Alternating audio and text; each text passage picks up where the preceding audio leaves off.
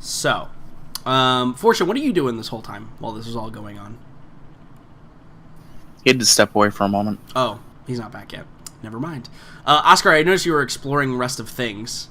There's not a whole lot else of interest here, unfortunately. Seems that way. Yeah, it seems like a big old empty warehouse with some lizard people in it. Mm-hmm. So would you have been doing anything else besides that? Besides the exploration of the warehouse? He has been cramming food in his mouth to make room in his pack for all of his goodies. So are you gonna like consume a ration? By the way, yeah, you lost your flare. I brought it back for you though. Hooray! I was like, why is this light over here? What the hell is this? Oh. Yeah, it's just you left your flare. Cool, awesome. Yeah, so I think, he would...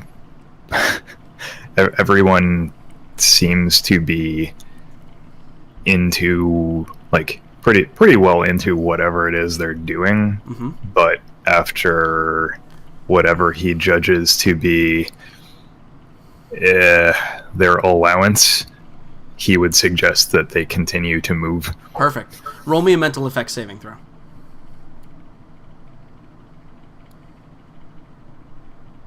Nice. Yeah. So something you notice when you got further away from these creatures,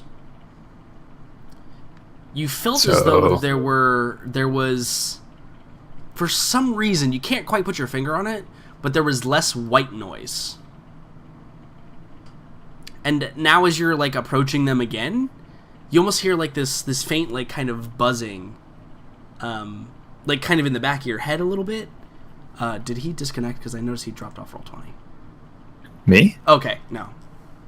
Yeah, you dropped out of Roll20 for some reason. No, that was a minute. I accidentally hit backspace. Hey guys, Orlando City wins 4-2.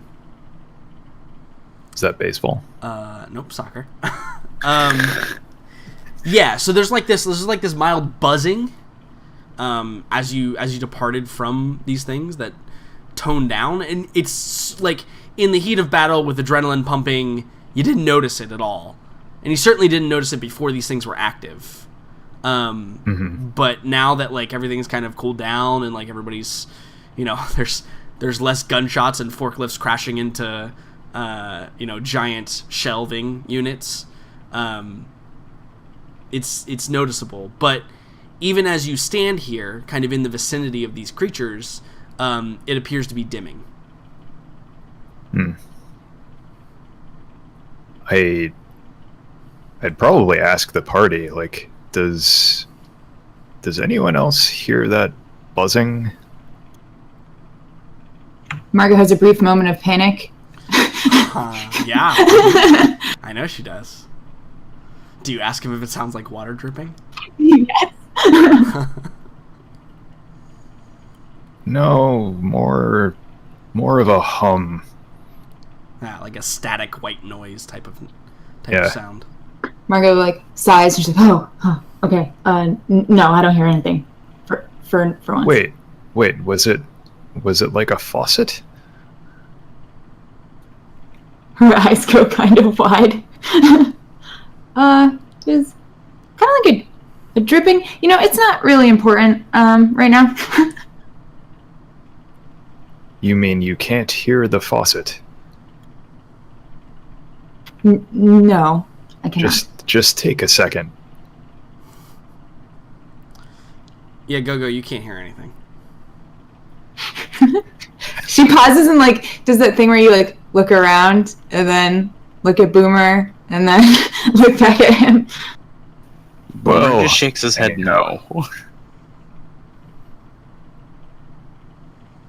Moving right along then. Yeah, and by this point it's faded completely out of your sensory. Sure. So after a few more minutes, Hiapo stands up, and he kind of like brushes himself off, and you see him kind of like take a deep breath, and he's like, "Okay, I'm ready. Ready to move? Or... I assume we cannot stay here all day. That is correct. But, you know, I would hate to get in the way of your work. This is, let's hope, a once-in-a-lifetime opportunity. Yeah, he kind of like sighs and he looks down and he's like, work cannot be so good if we don't get out of here. It would seem that way. If the Lord wills it, I'll get out alive and be able to come back. The forklift begins driving away. Margot's riding on her chariot out. You just hear the Charlie Brown, like, sad music playing. Mm-hmm. Yeah. Yep. Boomer just shoulders his bag with all the attached limbs to it. Yeah, no, All that's right, great. so I'm glad you're ready to go? So Go-Go, here's the issue. Are you ready for the issue? Forklift's not I know, I very far. I can't take it, I know. I love Go-Go and her forklift, but it just physically doesn't fit down some hallways. There is a way to get it, like, that they got it in here, right? But again, remember, this is all pre-tech, and pretty much they could just blink things where they want to go. She drives it to the hallway and then sees that it's not going to fit and just, like, turns it off. Yeah. And then it just jumps out. all sad. The little tines of the forklift just just Yeah, it's just... it seems like the forklift is sad as well. Just, you did good, girl. We'll come back for you. Yeah. Hey, Jordan. Yes. Because, no, I have not forgotten, and yes, I am taking preventative measures. Yeah. I am doing things to make sure that all limbs are staying immobile, even if reinfected with nanites. Sure. Like, thickly binding all the digits together and Yeah. Mm-hmm. locking all the joint That's pieces. fine. He's saying that like it's not going to matter. Oh, I understand. I just wanted out there that these are things that Boomer has considered and is trying to take steps to avoid. No, it's good you mentioned that. I won't lie. Wait, how does Fortune look? Didn't he get, like, infected by or bitten by one of them? Was that a thing? I You got got scratched. scratched by one. He's fine. He can survive zombie werewolves. He can survive these things. Yeah, I would say if it's just a small scratch. Yeah. Fortune's doing fine. It's like across his, like, bicep or something. It's not really a big deal. But, I mean... But they had that gross stuff on them. That was more what I was asking. You know that, yeah. Mm-hmm. So is that something that you actually tell Fortune? Right, because Like, you're the only one that knows that. The goo. I think I would walk up to him and, like, look at his arm, like, inspect the scratch. Does Sure. it look just like a normal scratch? Roll a tech med check. Yep. Uh-huh. Look at that tech med kicking in here. Yeah. That was a good, Finally. That was a good couple skill points. Nice. Yeah, Damn, no, I know it's- everything about this scratch. Yeah, it's shallow enough that it's the bleeding, like, basically stopped already. Like, it's not a significant cut at all. It looks like the healing process has already begun. You don't see any of that goop or goo anywhere close to the wound. Seems like maybe it's only excreted when they're actually climbing. But yeah, no, you don't see any visible signs of infection or whether or not this is even going to be a concern, really. I'm probably watching you a little strangely as you stare at my arm. I'm like, I'm fine. Go's just like, yep, yes you are. And then I'll just, like, walk away. Because you never asked without to look at it, really. without explaining anything. Yeah, you just walk up, look at my arm, and then walk away. Yeah, I mean, that's Margot's MO. Seems right. So If you haven't learned by now that this is how this particular crew operates, you shouldn't be traveling with us. So you guys are currently in the supply room. You have another like room you can search today. Be it the rec room, the training grounds, or the officer quarters. It's really up to you. My vote is, as it has been, the officers' quarters. I will agree with that. All right, excellent. So you guys spend some time. Never mind. Yeah, excellent. Let's go to the. You guys spend some time, like, progressing through this level. This level, as was kind of present in the armory, this level appears to be the most physically destroyed. Where in, like, the primary level, it was mostly just degraded due to the hundreds of years it had sat, unkept. Here you can see where they're actually, you probably go by a couple places, and the more militaristic people of the group probably pick up on this, but it appears that at some point there were, like, the rubble that you're encountering was actually, like, put there on purpose to form, like, crude barricades. And all facing away from the officers' quarters, so you're kind of approaching from like, the opposing side of all of these barricades. And you can see, again, very, very old signs of, like, laser scoring on the walls. And when you arrive at the officers' quarters, and again, there's kind of that, like, flickering halogen lights or whatever, or LED lights or whatever the lights are of the pre-tech age. And as you guys are progressing, miniature suns burning in a... Yeah, they're literally point. miniature suns burning inside of...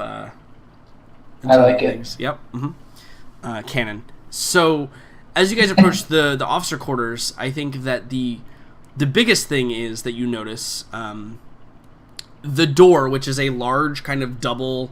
It's not one of those. It's not one of those liquid doors. It is like a more traditional kind of slide open, slide shut door. It has been blasted inward and lies kind of in the middle of the common area of the officers' quarters. Just like as you guys round the corner, you see like the big open space, and you see just like the bent and mangled metal or like plasteel doors sitting in the middle of like the common area where they were blown inwards. From Boomer's checking the ceilings. Just like looking around. Mm-hmm. Always look up. Yep, checking the ceilings and walls at this point. Always look up. Another spark shoots from one of the servos on your mechanical arms. I'm kidding. That doesn't actually happen. So as you guys approach, you get the feeling that if the armory was the slaughterhouse and the supplies maybe like the chase scene, this was the final stand. Because as you enter, you see what appear to be the remains of what can only be considered an epic battle inside of this room. You can see those barricades again that are kind of like lined up. Most of them are blown backwards though by the doors that were blasted inwards. And you can see that like these plasteel tables have been unbolted from the ground and flipped on their side so that they like act as cover facing the door. And the door is the only entrance in here, but you guys know from the map that there is an escape hatch, right? Like, you know there is an escape hatch somewhere within these quarters that they would be able to go. Don't worry about that. It's fine. That was the hope. Okay. Don't worry about the mental save. It's fine.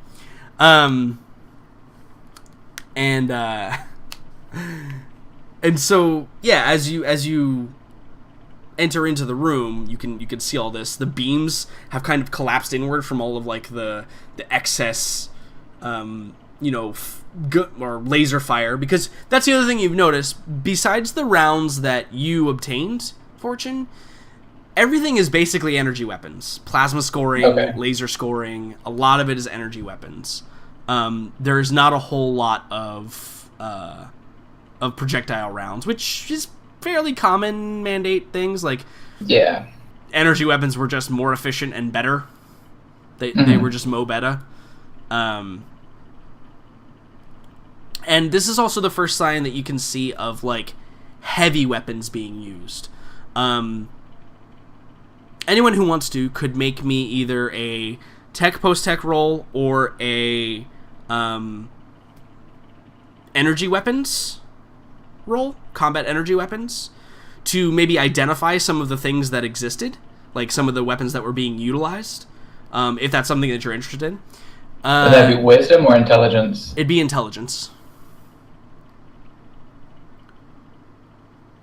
Yeah. Bam. So I think that this is perfect. Boomer, you can identify that there appears to be definitely quite a few plasma scorches, and you know that like plasma weapons were typically like shorter range, but had a little bit more punch. Plasma weapons aren't really made anymore.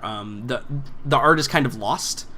It falls in that category of the TL 4.5 that I created at the very beginning of this campaign, where it is CL4, like it can be made with today's technology. It's just kind of the act of making it, or the way to make them, has been lost now. Basic energy weapons are basically the level of technology that we're at that can be like reasonably mass produced. It still would require like specialty, maybe even pre-tech facilities to build the plasma weapons. And so you know that like that's a good possibility with your tech roll. Devin, you can identify some of the heavier weapons that were being used. And you can tell that there was probably in this battle no more than perhaps 2, maybe even 3 actual like plasma projectors being fired. And you can tell this by like observing the spray pattern of the plasma projectors themselves, and how they kind of coat certain areas. That's like anti-vehicle, anti-armor weapons. Yeah. Like to use it on personnel is overkill as fuck. Like It's probably against the Space Geneva Conventions. yeah, 100% it's against the Space Geneva Convention, absolutely. But yeah, no, it's definitely some seriously heavy duty weapons, which may like, quicken your pace a little bit, because if they were here once, maybe they're still here, right? Yeah. And now, I think that I'm going to ask for this, even though you haven't asked if you can do it, Oscar. But I know you like tactics a whole lot. I mean, you know me well enough that I've been biting my tongue. I know you can totally say what you want to roll whenever you want to roll it, though. But I assume you want to roll a tactics roll. I wouldn't hate that. Okay, all right. I wasn't going to make the case because it seemed like the scene was already fairly plain. But right, but there are some distinctions here that you can make, because a couple of things that tactics, and this is to anyone, if anyone wants to roll something like tactics, the type of information you could gather from a tactics roll would be like, what caused this door to blow in, and how did that affect the tactical situation of the people inside of the room? How did they have to react? What could have like gotten through, or like with all of this other fire and weapons and crazy shit going on, like what would be the best way to assault this room? And if those were clearly the victors, how did they win? Right? Like that's the kind of thing that tactics can get you in this situation. Also, entry and exit points. One of which we would sure like about now. Yeah. So tactics. Nope. It's a mess. Yeah, and that's kind of reflective of what's going on here. I think that's perfect though. Like tactically, if you were doing it right, like you'd be like, okay, breach the door, do the typical like distract, get up as close as possible to the people with heavy weapons, like etc. etc. This is like, this was the initial. It's clear that the initial onslaught threw all of the plans out the window. No plan survives first contact with the enemy. But it all is kind of centered around this door being burst in. This is not any type of technology that any of you would be able to ascertain. And I think that ties in with Boomer's post-tech roll as well. Like, it doesn't have any scoring on it. It doesn't have any, like, charge, like, demo charge residue on it. It seems like it was simply crumpled and thrown into the room at a rapid, high rate of speed.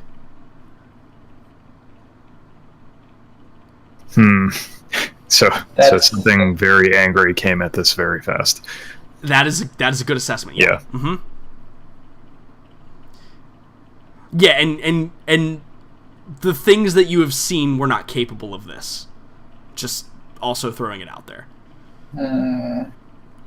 This was something on a different level. I don't want to be here anymore. Fortune is no longer interested in the plasma weaponry. Things have been pointed out that I don't like. Yeah, no, this again, this is on a level completely different than those previous Abul that you fought. That being said, however, there are 4 large rooms inside of this, inside of the officer quarters. Obviously designated for 4 separate officers. Probably a commander, like an engineering officer, a science officer. So this is more than likely where Dr. Archibald's room is, right? He was probably the leading medical science officer. There's probably only him. He was probably his own department in a facility this size. One was obviously for the commander, right? And one for an engineer, and probably one for like a tactical advisor or, you know, military advisor, or perhaps a guest room, right? For like any visiting dignitaries might be what that is. So you guys can like divide and conquer and figure out what's in each of those rooms, but everybody can kind of just tell me which room they'd be most interested in. I mean, I think Boomer's going to the engineer's room, right? And I think they're labeled. That is correct. I want to go to Dr. Archibald's room. Yeah, okay. So Commander. you go ready, break. Cool, awesome. So let's talk to Gogo. So Gogo, you go to Dr. Archibald's room, and it appears the least affected by the disaster area around it. It appears that the door is still like intact. There's still that like little sparks of power that, you know, kind of float through here, giving it that weird kind of flickering light glow. The emergency lighting still works, so you guys can still see fairly well. But there is, and this is outside of each of the rooms as well, there's an arbiter terminal directly outside the room.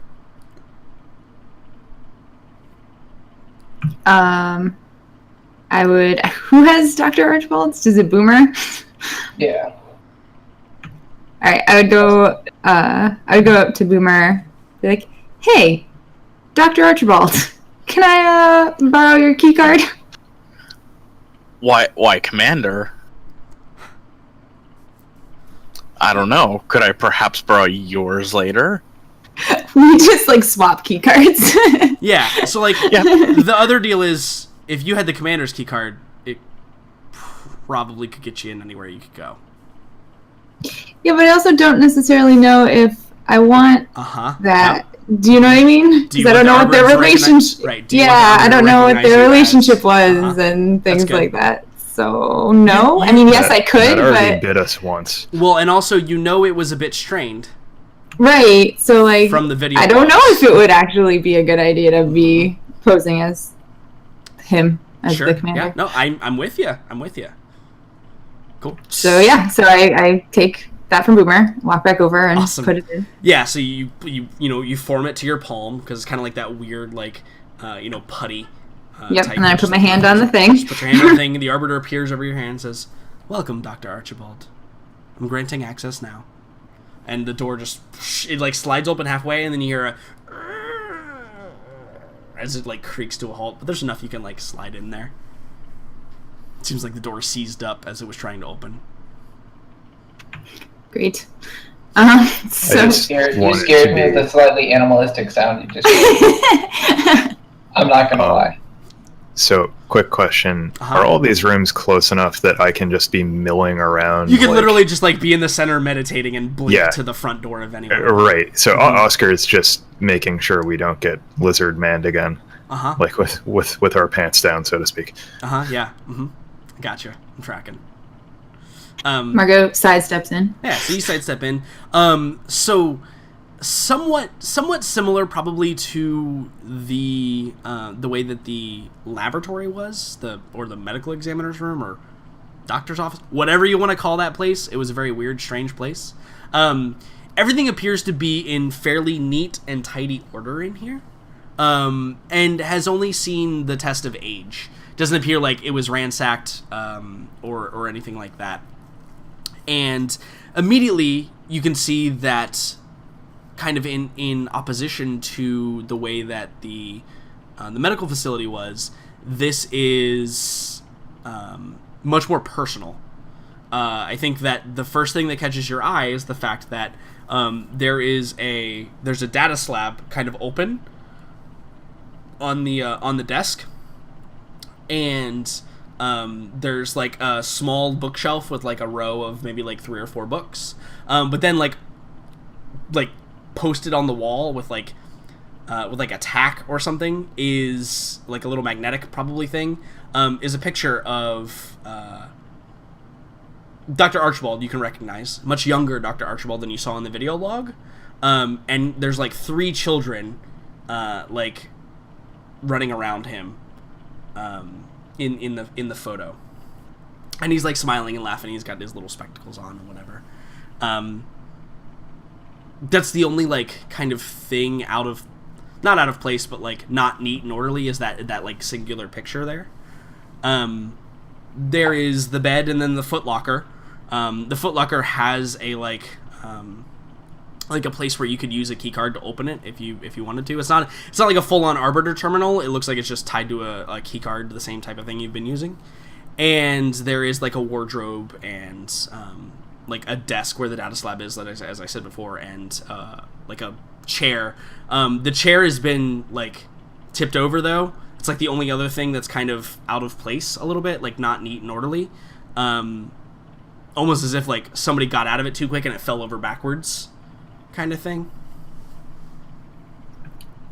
And the open data slab would assume that somebody... Yeah, so it's lost power long ago. It's not like plugged into anything currently. Sure, of course. Yeah. But like it was left out and everything else seems to have been put away completely neat and tidy. Yeah. Except for that chair that's knocked over. Right. Margot would walk over to the bed and look underneath it. Yeah. Is there anything under the bed? So you look underneath, and Lizardman bites There's your face a monster. Yeah, obviously. You eat your face and you're dead. No, nothing like that. You can see that there's like a pack, like a backpack underneath there. Actually, it's probably like a satchel bag, not like a backpack. Okay, Margot drags it out from under the bed. You drag it out, and you open it up, and you can see that inside there is like an ammo box, like kind of a traditional like metal ammo box, but it's similar to the one that Fortune got, that Fortune had in the armory, where you can like just basically push a button and the top just kind of like melts away, and inside is one item. It is a revolver, like not an actual semi-auto pistol. It's a revolver. There's no ammunition inside. It's just a revolver. But if you like pull it out and look at it, it has 5 rounds in it. How many does it carry total? Told 6. Yeah, that's what I thought. It's a 6-shooter. Okay. Margot places that on the bed. She's not really that interested in it. She'll probably give it away eventually, but yeah. So then I think she'd put the key in the key card for the footlocker, right? Yeah. So you pop open the footlocker and like immediately like dust flies everywhere as it like pops open, and like you cover your eyes and your mouth and your nose for a second as it like kind of settles around you. And you can see inside there's a set of like 3 jumpsuits or doctor's like scrubs that are sitting in one side, and then there is there's like a box of like gadgets. I wouldn't even call them like doctor's tools or anything, but like just like little gadgets that you can like. How's the best to describe this? Like, so have you ever seen a erector set, right? Mm-hmm. It's similar to that, where like there's like it's pre-tech version of like an erector set, right? So you can basically build anything you want out of it. And there appears to be like just a box full of that, full of those like pieces in there. Okay. Margot takes everything out and just kind of like places it all on the bed. She's clearly making like an inventory on the bed of like all the things that she finds. Yeah.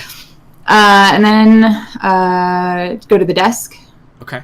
Cool. Open all the drawers of the desk. Yeah, and all the drawers of the desk. A lot of this is you see like you open up the bottom one, and it's just like huge manuals on like different like medical equipment or like different things about medicine. Like it's very clearly like his maybe like instructional booklet or like I was gonna say medicine for dummies, but that doesn't make any sense. How to make Cybertronic Lizardmen. Right, yeah. This is clearly all Dr. Archibald's fault. But it is very clearly like a bunch of like I think that the important thing out of these books and stuff is you find like at the bottom, like kind of shoved over all these other materials, you find a what looks to be a mandate like SOP, and it's in like a physical copy. It's not like a digital copy, which is strange. Like Mandate doesn't use physical copies of stuff a whole lot. They were very very reliant on their technology. But you also know that the Olympus sector, or I should say, you've learned recently that the Olympus sector is far flung. Which, that in itself may be a revelation to a lot of people, right? The Olympus sector is far-flung from the Mandate core worlds. Because they don't have very good... Like, they didn't have very good... Or very well-supplied, like, outposts and stuff. But yeah, you find that. Okay. Place that also on the bed. I leave the other stuff in the drawer, obviously. Yeah, it's... Wardrobe? Yeah, so you open up the wardrobe, and this is where you can see there are 2 lab coats. And there's like some socks, and there's shoes in a very neat row along the bottom. But they're all like identical. It's one of those like awkward moments where you open up somebody's wardrobe and like everything's very neatly in a row and very neatly placed in a specific spot. It's basically the opposite of how you live. Sure. Margot grimaces at this and then closes the wardrobe. Sure. What else? What else did you say was in the room? There was a small bookshelf with a row of like 4 or 5 books. Okay. You go to the bookshelf, pull out all the books, and put them on the floor. Yeah, so, again, hard copies. They're not like digital copies. And these appear to be like leisure books. One of them appears to be like a novel of some sort. You can't really make out like the lettering anymore. It's just deteriorated away. And the pages are all very, very brittle. Like if you touch them, you can see like they're kind of fracturing at the edges where you touch them. One of them is probably like a advanced, like probably comic book or manga of some sort, like another leisure read. The noticeable one I think in this is there appears to be a religious book of some sort.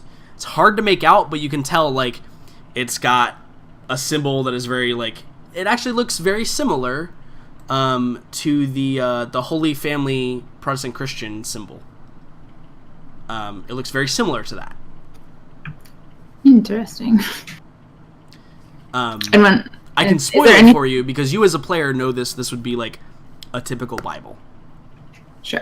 Yeah.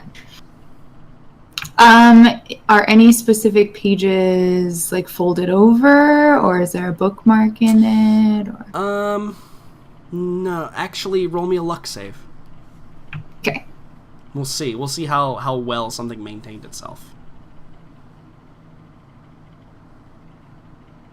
No. Nothing is intact enough to determine that. Okay, so I think that Margaret would stand up, look back at the wardrobe, walk over to it, open it up, mess everything up, close it, Yeah. and leave the room. Yeah, you touch the lab coats, and like the hanger that it's hanging on like just breaks and shatters, and it just falls to the ground. You're like, job well done. You close the wardrobe. Yep. Mm-hmm. Cool. Boomer, you walk over to the engineering officer's quarters. Yes, and I do so with the shotgun at the ready. Okay, yeah. All right, cool. How do you? It has, like I said, it has an arbiter terminal, and you can see that there's like blunt. The door itself, on the door, it's closed and it's very clearly sealed. But on the door itself, there are like bashes or like blunt force damage done to the door. Does there look to be enough room for me to actually shimmy my way through? It's still closed and sealed. There's just like dents in it. It appears that whatever So was it's trying a to get tomb. in, right? It appears whatever was trying to get in was not successful. Okay. The other doors that have been in the system so far, have they been like swing on a hinge or like depress into wall, go into ceiling, go into floor? Typically slide. They're slide doors. They're like what are they called? What are those doors called? Doors? Like pocket doors? Pocket doors. That's what I was looking for. Yep.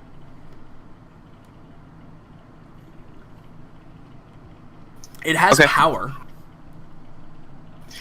Yeah, but if I try to engage the door, it's not going to open anyway because it's bashed in. Perhaps.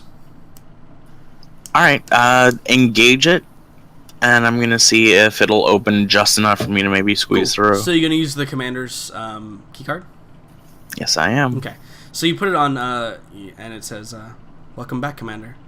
Janine has left one message for you." Read. Or display message. Yeah, so it wouldn't give it to you out here. You may not know that, but it wouldn't give it to you out here. It's like you're supposed to enter the room to receive the message because it's like a private message. Gotcha. Yeah. But if you try to open the door, your fears are somewhat founded, but again, it just kind of it opens up and like the top half of it kind of like collapses down, and so it falls kind of sideways, so you can actually like like kind of pull yourself over the door to get inside of the room. Boomer kind of grits his teeth at the loud, just like, Kang! Yeah. Sorry. So, as everyone were to look towards him and just see his feet disappearing over the door. Yeah. Oscar, you hear this just loud. Yeah, he just kind of shakes his head that it sounds like a boomer noise in origin, so he doesn't rush in. Yeah, absolutely. So, Get it? Because Boomer's Russian. uh-huh. Ba-da-da. Yeah, that was good. So you enter into the room, and this room is stark contrast to Dr. Archibald's room. It's in utter disarray, and not necessarily because somebody was in here like messing shit up, but more because like it's very clear the person that occupied this room, Janine, was very like not disorganized, but kind of orderly chaos. She was very go-go in nature. I got it. Yeah, very much so. She's like the perfect mix between you and Go-Go, basically. So you enter in and you see that there's also a data slab that's kind of it's actually built into the desk. It's not like a portable one like the one in Dr. Archibald's room. It's like built into the desk. And you can see like it's got a little bit of power and it's like flickering, and you can see just like a blinking light where there's like a message. Okay, going over and seeing if I can get the message to play or display. Yeah, so you go over and you use like your key card, right? Like the commander's key card to open it up. Right. And it kind of flashes into light, and you can see there's a woman, and the holographic image is like not. It's not great. It's clear that there was a lot of interference going on, which is strange for a couple of reasons. One, because like this technology was so advanced, like you could basically import yourself into different places with good enough hologram. And 2, I think the first immediate thing you notice is there is a lot of commotion going on while this message is being written. Okay, I'm gonna watch it twice. The first time just focusing on her, the second time focusing on what's around her. Yeah. Like the ambient commotion. Sure. So on her, first, a woman's voice comes clear across, because there's nothing wrong with the audio of the message. And it's a little bit gruff, not like the most melodious voice you've ever heard, but it has like a distinct air of, I want to say the word reservation to it, as she begins speaking, and she says to like, this is a message for the commander, remember. She says to the commander, she says, it's funny, isn't it, how things went? I seem to think that if only, and then crash like up against like the wall of her room, and you see her like spin around real quick, and she like composes herself, and she's like, the door didn't hold. It's a shame, really. I know you're probably just a few meters away, but I fear that you'll never get this.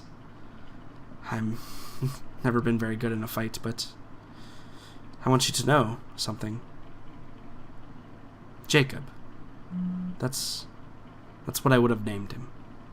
And then you hear as like the door, that big dent that's on the door like occurs, and you see her turn around and you see the hollow like flicker, and she just like looks back, and you can see like she kind of closes her eyes and she's like, I love you, and then it just winks out. Okay, and again, just for the background, very easily discernible as whatever final battle occurred here. You can hear the sound of multiple projectors. You can hear the sound of roaring, not dissimilar to the noises you heard the Abul make. And I think that the hologram only picks up her, right? Like that's the disadvantage to this scene. You can't see like things behind her. It's only imaging her. Roll me a language check.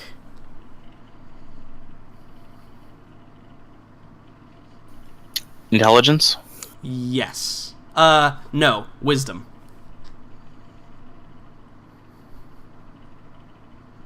Nice.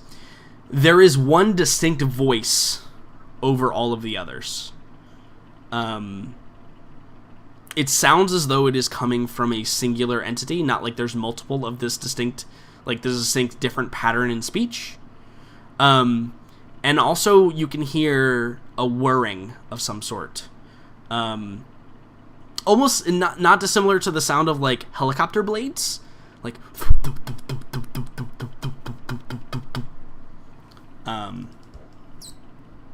and that's like the distinctive noise you can pick out from the hologram. The voice itself, obviously in a language I don't understand, but sounds like the same language as the lizardmen were speaking. Alright, that's what I need to know. Okay. Or whatever, however they were communicating, because it's not really a language, but it's how they communicate, so language applies here. No, I completely understand. Continuing to search the rest of the room. Is Janine's body in this room? Yeah, I mean, do you walk over to the bed? Yeah, I would walk over to the bed. So yeah, you see underneath the, like, kind of flat gray covers, there appears to be the skeletal remains of a human. Okay, with you can just see, like, the head up above and, like, some of the vertebrae up above the, like, that were resting on the pillow. And the like cloth part of the sheets have been just like deteriorated away. They've just been eaten away by, like, I'm gonna get gross here, like the bodily juices that, you know, deabsorbed from her body into the ambient area around it. Okay. But by this point everything is dead and gone, hundreds of years past. So there's no like odor or anything. With respect, he's going to kind of search around the remains of the body for anything that might be useful while here, like additional key cards or. So you're gonna pull back the sheets or like the cover that's on her. Yeah, pull back what's left of it. Yeah, roll me a tech med check.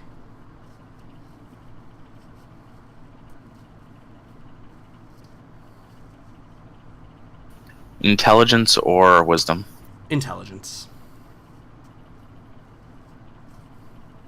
She's not the only skeleton in this bed.